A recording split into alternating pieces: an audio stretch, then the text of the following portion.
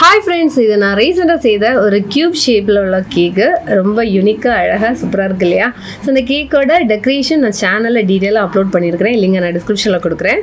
இது மாதிரியே ரொம்ப அழகான cake decorations and variety cake recipes பார்க்கணுமா? மறக்காம விஏஜே ஹோம் பேக்கர்ஸ் சேனலை சப்ஸ்கிரைப் பண்ணுங்கள்.